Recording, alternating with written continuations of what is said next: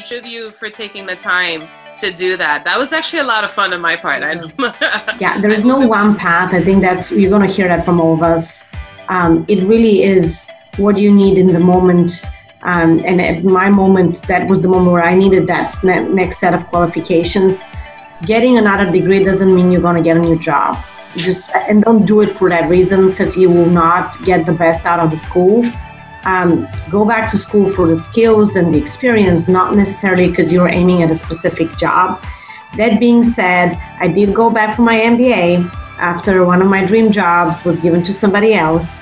And then I went to see what he had and I didn't, and he had an MBA. So, there is a motivation, but don't keep it as your sole reason to go back. But sometimes I see people going to graduate school because it's just a step that they can take after undergraduate, and they end up going there for 2 years, not knowing what's going to happen afterwards, finding a job they could have gotten if they had applied after their undergraduate degree. And so it's not something that you should go to the cost is not something that you should put on yourself if it's not worth it. So really just take time to think about what that's for. And if you need to take 3 years, if you need to take 5 years for that, it's perfectly fine. Just do whatever's best for you in that situation until you understand what you need graduate school for. When you may not get that first job that you want, that you've been looking for and that you've really set out for, if you get another position, be open to how that can affect you and help affect your professional career, and see what skills you can gain from it, because you can most likely transfer those skills into any other job that you want.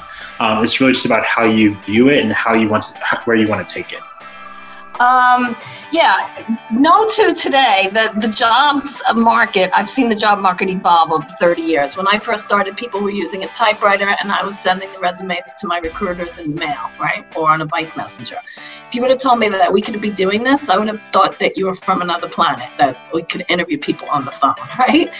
The jobs that are going to be around next year in response to all of this. So we have a whole new industry coming in Brooklyn, right? Brooklyn's mad. They're mad and they're going to do something about it. So the skills that you have from school, take the knowledge and the techniques, because you might not even know what job you wind up in a few years. But if you have the ability to adapt and learn how to, I agree with Liliana.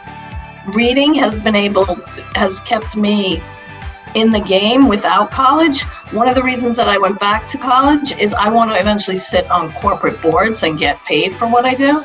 So I'd like to get my credentials. I certainly have the experience. I've done a lot of work for nonprofit boards, which I love.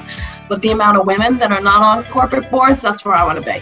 So to your point, Jared, I figured out how am I going to get there? What are the credentials of the people who are on the boards that I want to be on? And let me go back to St. Francis and take my degree in social entrepreneurism, because really what we're coming out of now, this is going to be social transformation. All I want to say is I think ultimately how I got to where I'm at and what I think people should take into consideration is what makes you happy, what's going to keep you passionate, what's going to drive you. I will even say I have conversations with employees now, and I'm really about employee engagement and keeping people really excited about the job. But you sometimes are going to get a job and it's not going to be the right fit for you. It's okay. It's what helps is the realization that you realize it's not the right job for you. And sometimes it could be the company you always wanted, but at the end of the day, it's not what's happy. So you have to make sure you're making yourself aware, this isn't what I wanted. This isn't what I hoped for. So let me go find what's going to drive me, what's going to keep me excited. Because if you're in a job that's not doing that, it's not the right fit for you. It's all about, at the end of the day, what's making you happy, in my opinion. Since what advice would you give your younger self? I wouldn't have waited 25 years to go back to college. Great. Don't wait 25 years to go back to college. William? Just be open to opportunities. Be open to opportunities. Got it. Yep. It's not a straight path. Be open. Liliana?